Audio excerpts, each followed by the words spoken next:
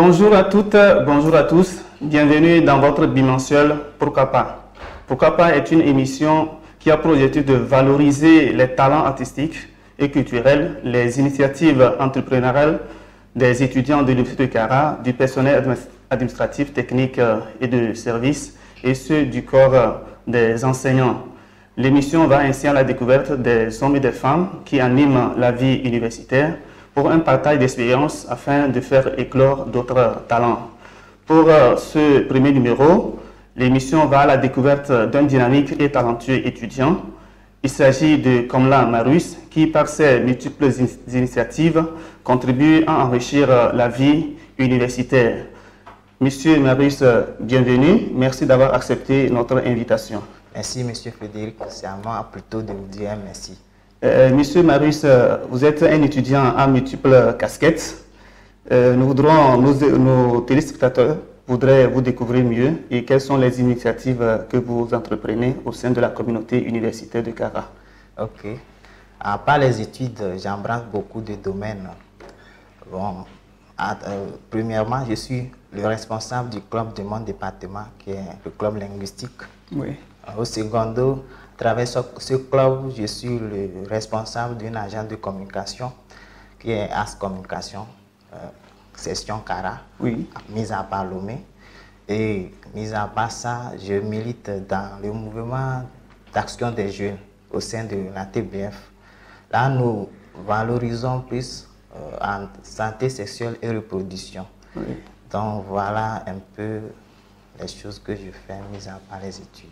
Voilà, effectivement, vous êtes un étudiant à multiples casquettes et tout ce que vous venez de citer nous prouve qu'effectivement vous embrassez beaucoup de choses. Alors, qu'est-ce qui vous a motivé à embrasser tous ces domaines?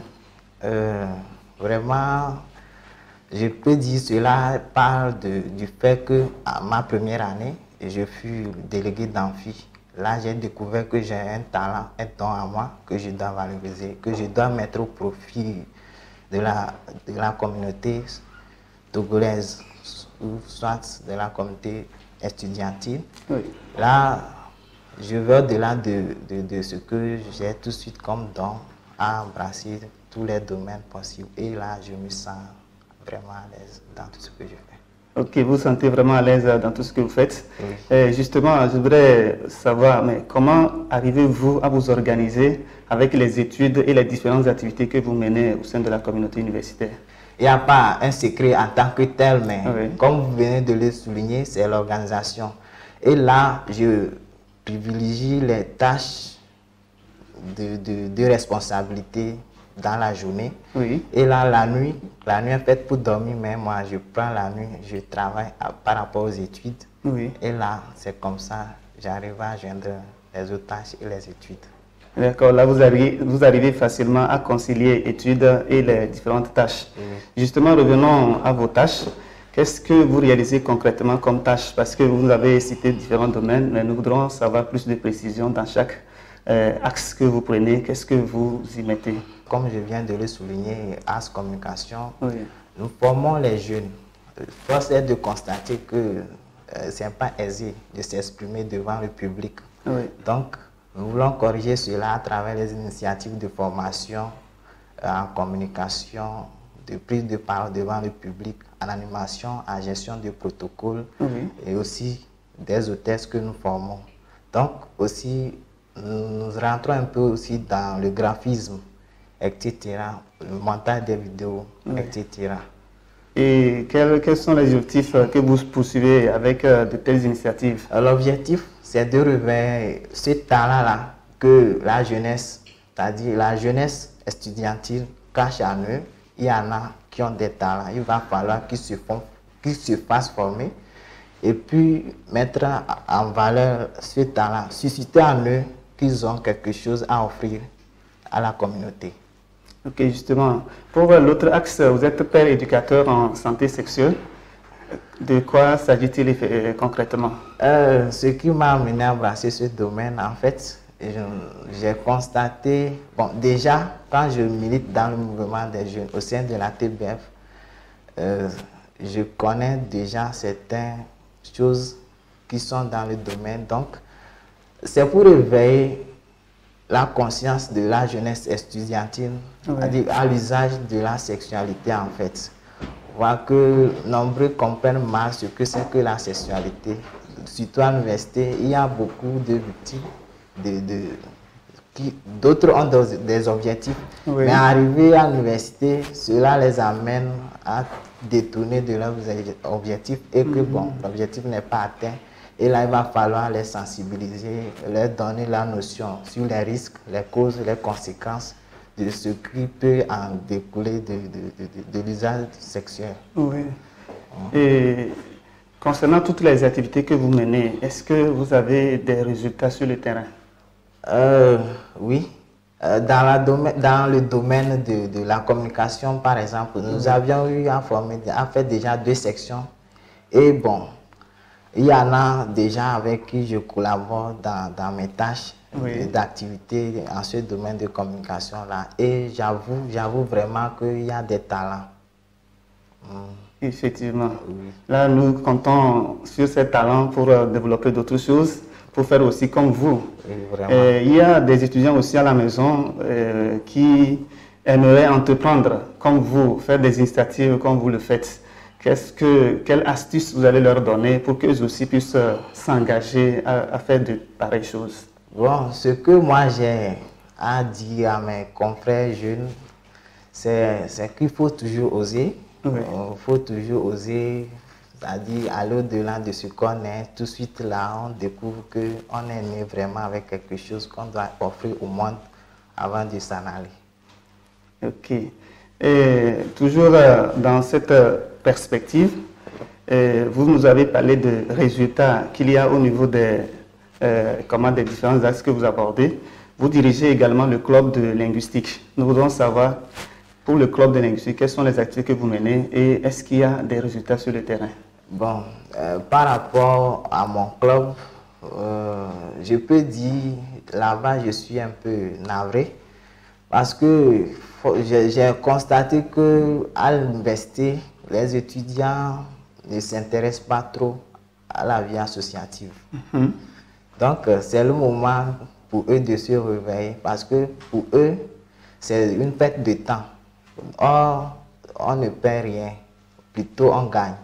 Et donc, je ne peux pas dire tout de suite qu'on a eu à mener des activités, mais j'ai eu à constater que peu se manifestent. Oui. Et à quoi est due cette démotivation des étudiants, peut-être enseignants du langage, de participer aux activités du club? Est-ce que c'est parce que, en tant que responsable, vous êtes occupé, vous n'avez pas le temps de bien organiser le club, ou qu'est-ce qui se passe pour que ces personnes soient démotivées?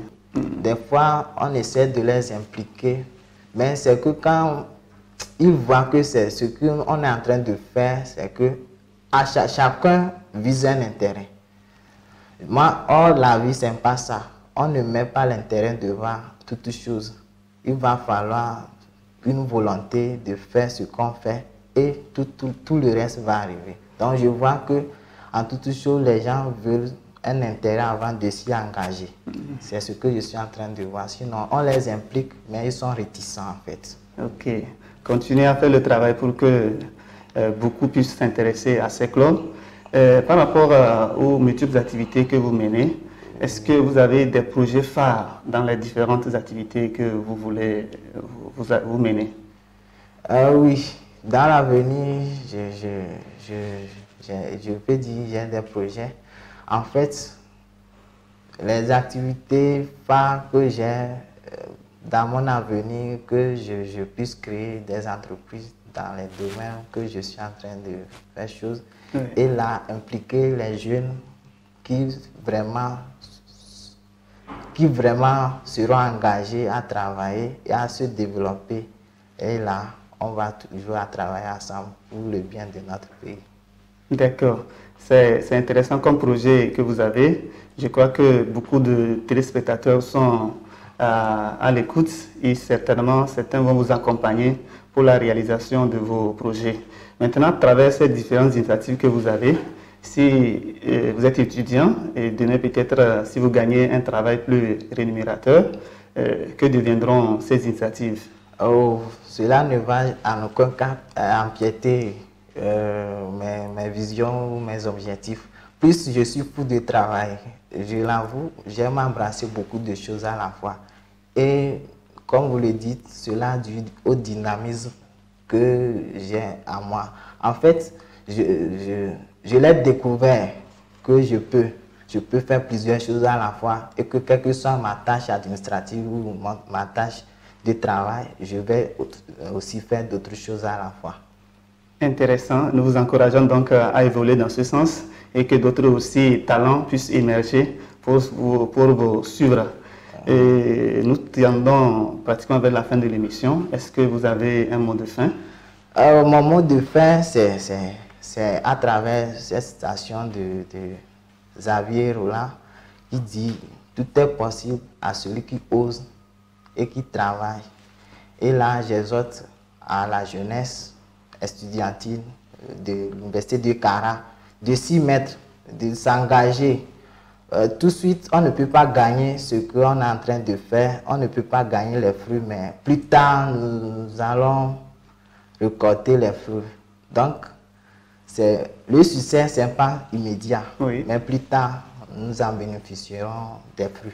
Voilà, il faut continuer à faire des efforts pour que le succès puisse venir. Oui. Chers téléspectateurs, eh bien, tout est bien qui finit bien. Nous étions sur ce plateau avec M. Komla Ihou Marius, étudiant en sciences du langage, étudiant à multiples casquettes, qui nous a présenté les différentes initiatives qu'il développe dans l'intérêt de la communauté universitaire de Kara. Nous allons nous donner rendez-vous pour une prochaine émission. D'ici là, portez-vous bien. Le secret des forts, c'est l'effort.